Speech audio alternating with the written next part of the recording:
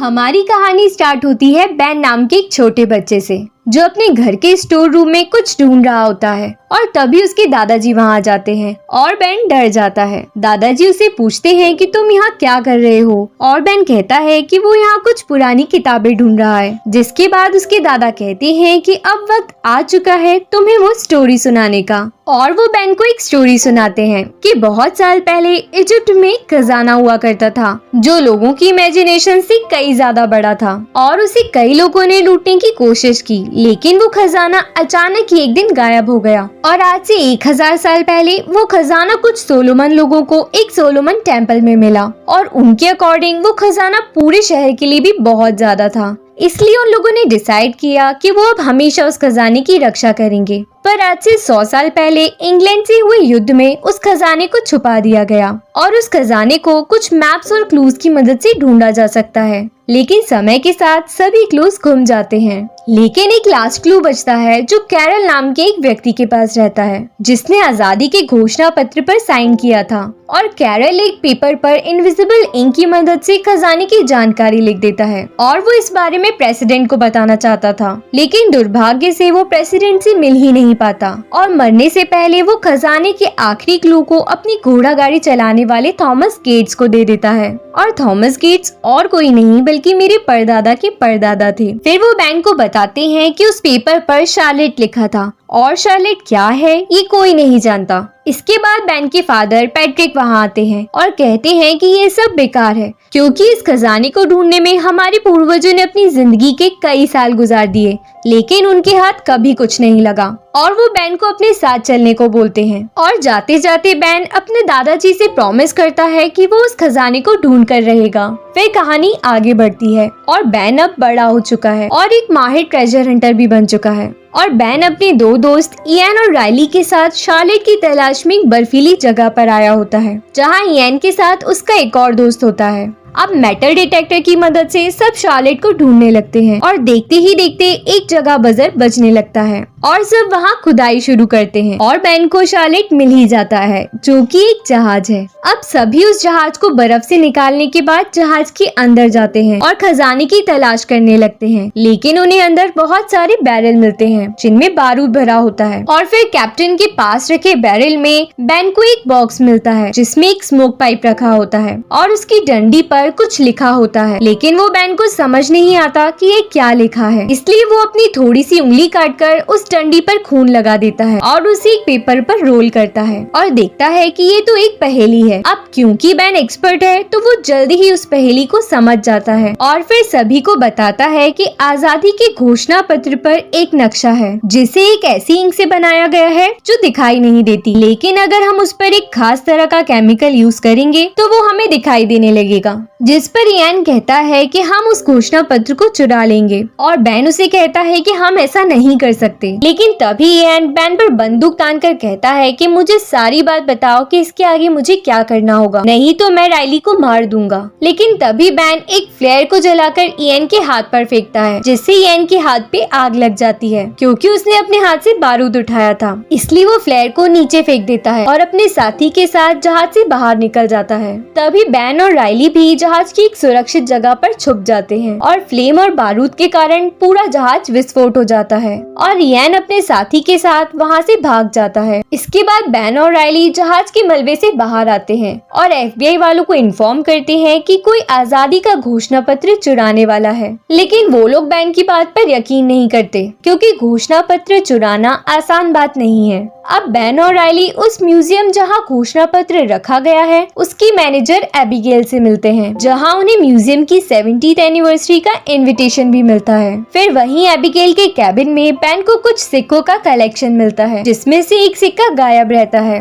और ban Abigail को बताता है कि इसका गायब सिक्का मेरे पास है, जिस पर एबिगेल कहती है कि फिर तो तुम लकी हो। अब बैन एबिगेल को भी घोषणा पत्र चोरी की बात बता देता है, लेकिन वो भी उनका विश्वास नहीं करती, इसलिए वो दोनों वहाँ से बाहर आ जाते हैं और बैन राइली से कहता है किसी गलत हाथ में घोषणा पत्र जाने से अच्छा है कि हम ही उसे चुरा लें। इसके बाद बैन और राइली म्यूजियम की 70th एनिवर्सरी पर घोषणा पत्र चोरी करने का प्लान बनाते हैं। अब एनिवर्सरी वाले दिन दोनों की प्लानिंग के अकॉर्डिंग रायली म्यूजियम के बाहर एक वैन में होता है, जहाँ वो म्यूजियम के सभी सीसीटीवी कैमरास हैक कर लेता है और अब वो कैमरे के जरिए म्यूजियम के अंदर हो रहा सब कुछ देख सकता है। वहीं दूसरी तरफ बैन एक गार्ड की आईडी निकालकर उसकी जगह अपनी फोटो डाल देता है। इसके बाद जो सिक्का उसके पास था वो उसे केमिकल में डालकर एबिगेल को गिफ्ट कर देता है, जिसे देखकर एबिगेल खुश हो जाती है। लेकिन उस सिक्के की वजह से एबिगेल की सभी उंगलियों में केमिकल लग जाता है। इधर रायली घोषणा पत्र के पास लगी हीट सेंसर पर लेजर मारता है, जिससे उसके सेफ्टी हीट सेंसर अलार्म बजने लगते हैं। इसलिए तुरंत ही घोषणा पत्र को बेसमेंट में लाया जाता है, जिसकी सूचना एबिगेल को मिलती है और वो तुरंत ही वहाँ आती है और बेसमेंट में एंटर होने के लिए वो पहले अपनी फिंगरप्रिंट्स यूज करती है और फिर कीबोर्ड पर पेन एंटर करके बेसमेंट के अंदर चली जाती है, जहाँ घोषणा पत्र सुरक्षित रखा होता है। फिर रात में बैन गार्ड के कपड़े पहनकर म्यूजियम के अंदर आता है और वॉशरूम में जाकर कपड़े चेंज कर लेता है और पार्टी में बैन चालाकी से एबिगेल का वाइन ग्लास अपने पास रख लेता है और वॉशरूम में जाकर उसे एक केमिकल में डालता है, जिससे एबिगेल के फिंगरप्रिंट्स ग्लास पर दिखने लगते हैं, जिसका प्रिंट वो अपने अंगूठे पर ले लेता है। इसके बाद बैन वो फिंगरप्रिंट बेसमेंट के उसी लॉक पर लगाकर कीबोर्ड पर एक लाइट मारता है, जिससे एबिगेल ने जो कीज प्रेस की थी वो उसे दिखाई देने लगती है और बैन वही कीज प्रेस करके पासवर्ड गैस करता है और बेसमेंट में पहुंच जाता है, जहां कोई भी गार्ड नहीं होता है। इसलिए वो घोषणा पत्र के फ्रेम को खोलने की कोशिश करने लगता है, लेकिन तभी रायली का एक्सेस कैमरा बंद हो जाता है, जिससे वो समझ जाते हैं कि इयान वहां आ गया है। इसलिए बैन फ्रेम के साथ ही घोषणा पत्र को वहां से ले जाने लगता है, लेकिन तभी इयान वहां आ जाता है और उसके साथ ही बैन पर गोली चलाने लगते हैं। लेकिन फ्रेम का ग्लास बुलेट प्रूफ होने के कारण बैन बच जाता है और फिर बैन लिफ्ट में घोषणा पत्र को फ्रेम से निकालकर अपने पास रख लेता है और जैसे ही बैन म्यूजियम से बाहर निकलने वाला होता है,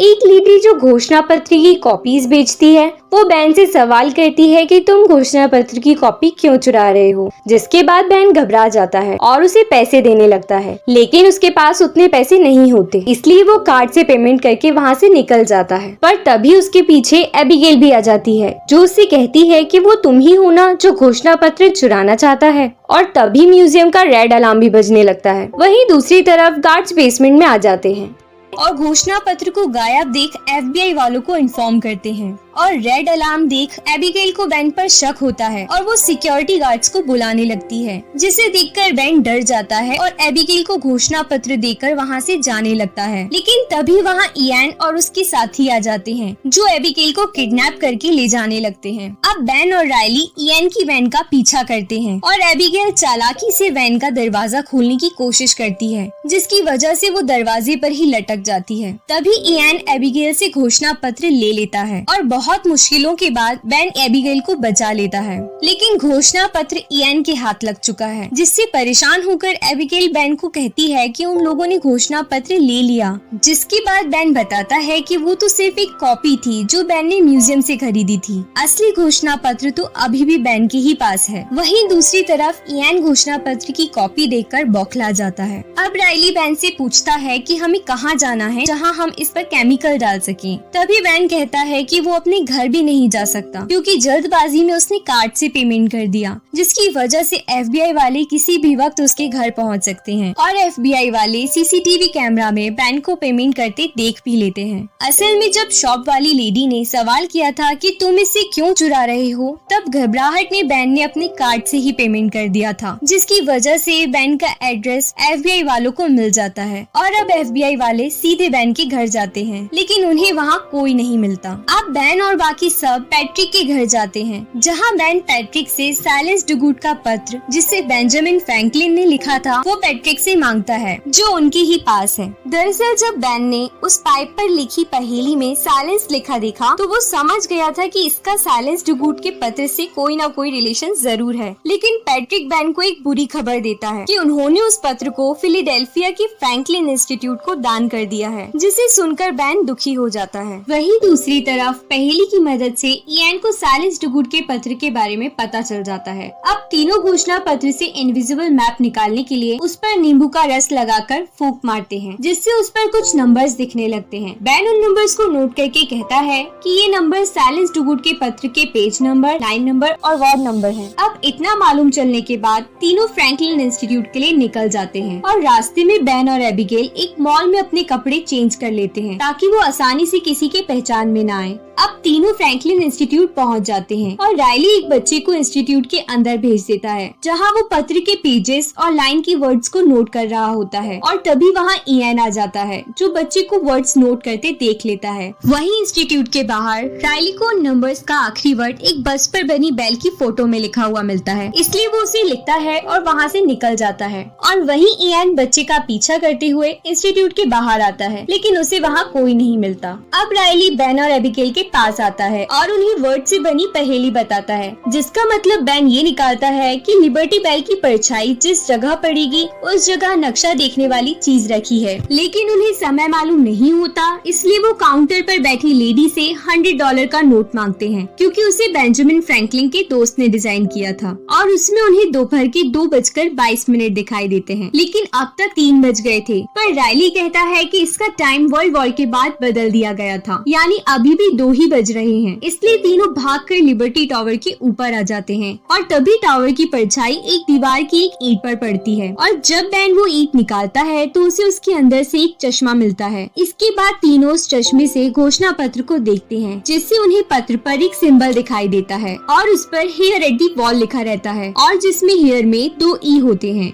तभी उन्हें इयान के साथी वहाँ दिखते हैं और बेन घोषणा पत्र का खाली डब्बा अपने साथ रख लेता है और असली वाला एबिगेल को दे देता है। इसके बाद तीनों अलग होकर वहाँ से भागने लगते हैं, लेकिन भागते वक्त एबिगेल गिर जाती है, जिसकी वजह से घोषणा पत्र भी उसके हाथ से गिर जाता है और पत्र इयान के हाथ लग जाता है और इयान पत्र लेकर वहाँ से चला जाता है। फिर एबिगेल और राइली बेन को फोन करके बताते हैं कि पत्र इयान के हाथ लग गया है, जिसे सुनकर बेन बहुत परेशान हो जाता है। और अब जैसे ही वो अपनी गाड़ी के पास आता है, FBI वाले उसे पकड़ लेते हैं और तभी एबिगेल और राइली भी वहाँ आ जाते हैं, जो FBI वालों को देखकर वहाँ से भाग जाते हैं। अब FBI ऑफिसर बेन से पूछते हैं कि तुमने घोषणा पत्र क्यों चुराया, जिस पर बेन कहता है कि मैंने पत्र नहीं चुराया, बल्कि मैं तो आप सबको वार्निंग देने आया था कि पत्र चोरी होने वाला है, मैं तो बस उसे बचा रहा था। बात करते वक्त वो ऑफिसर उस चश्मे का एक ग्लास ऊपर करता है, जिसे देखकर बेन को समझ आ जाता है कि ग्लास को ऊपर करने से हमें घोषणा पत्र से कुछ और जानकारी मिलेगी।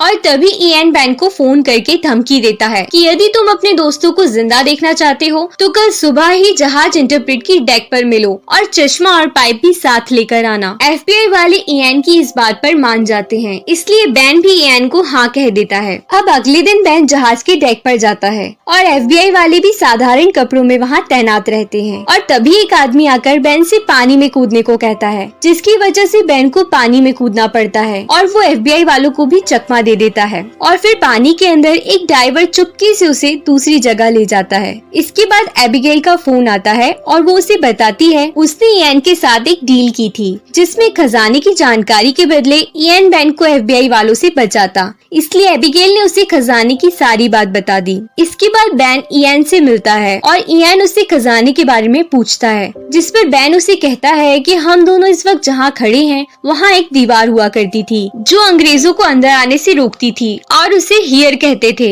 लेकिन फिर बाद में उसका नाम हियर एट दी वॉल कर दिया गया। और कहता है कि यही वो खजाना है, जाओ और ढूंढ लो। लेकिन इयान को लगता है कि बेन ने उसे पूरी बात नहीं बताई, इसलिए वो उसके फादर पैट्रिक को दिखाता है, जिसे इयान ने बंदी बना रखा है और उसे ब्लैकमेल करता है पूरी बात बताने के लिए। जिसके बाद बेन अपने फादर के लिए इयान को वही सिंबल दिखाता है जो उसने घोषणा पत्र पर देखा था और वो सिंबल सामने बने चर्च पर भी होता है। इसलिए सब तुरंत ही चर्च के अंदर आ जाते हैं और वहाँ इयान एबिगेल और राइली को भी चर्च के अंदर लाता है और एक बार फिर बेन चश्मा लगाकर घोषणा पत्र देखता है और जैसे ही वो चश्मे का एक ग्लास ऊपर करता है उसे पर्किंगटन लेन लिखा मिलता है और बेन कहता है कि अब पहेली के अकॉर्डिंग हमें पर्किंगटन लेन की कब्र के पास जाना है और वो कब्र इसी चर्च के नीचे है। इसलिए अब सब चर्च के नीचे आते हैं और उन्हें पर्किंगटन लेन की कब्र मिल भी जाती है। अब उसे खोदने पर उन्हें अंदर जाने का रास्ता मिलता है और अंदर जाने के बाद उन्हें कई सारी लकड़ी की सीढ़ियाँ दिखाई देती हैं और सभी उनके सहारे नीचे उतरने लगते हैं। लेकिन तभी इयान के एक साथी का पैर फिसल जाता है और वो सीधा खाई में गिर जाता है, जिसके कारण बाकी सीढ़ियाँ भी गिरने लगती हैं। लेकिन बहुत मुश्किलों के बाद सभी एक जगह आ ही जाते हैं और वहाँ से आगे जाने का रास्ता होता है। लेकिन जब सभी वहाँ से आगे बढ़ते हैं तो उन्हें कोई खजाना नहीं मिलता, जिस पर इयान भड़क जाता है है और बेन को धमकी देता है कि मुझे सच बताओ कि तुम क्या छुपा रहे हो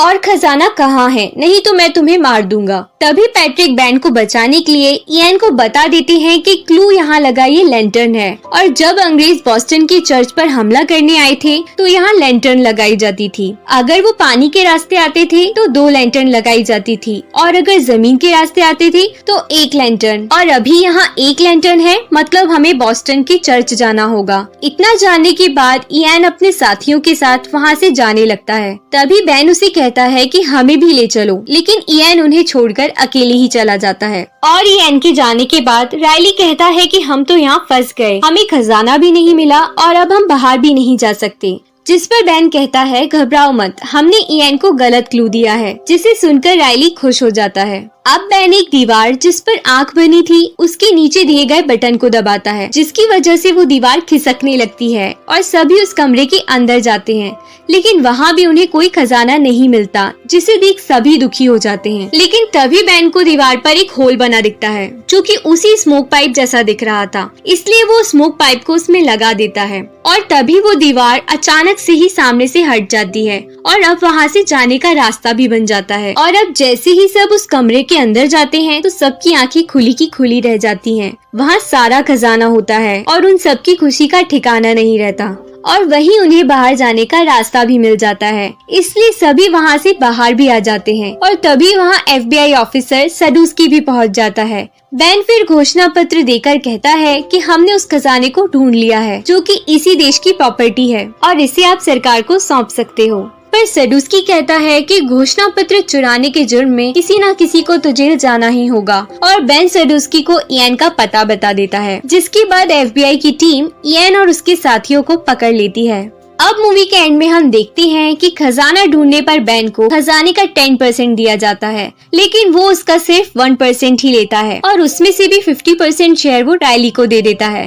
लेकिन राइली को लगता है कि उन्हें 10% ही लेना चाहिए था। राइली उन पैसों से अपनी फेवरेट कार खरीद लेता है और अब बेन और एबिगेल रिलेशन में आ जाते हैं और दोनों उन पैसों से एक सुंदर सा बड़ा घर बनाते हैं और दोनों घर के अंदर चले जाते हैं और एक हैप्पी एंडिंग के साथ ये फिल्म यहीं एंड हो जाती है। अगर आपको ये वीडियो पसंद आया तो इसे लाइक और शेयर करें और ऐसे ही मूवीज की स्टोरी सुनते रहने के लिए मेरा चैनल सब्सक्राइब जरूर करें। मिलते हैं नेक्स्ट वीडियो में, तब तक के लिए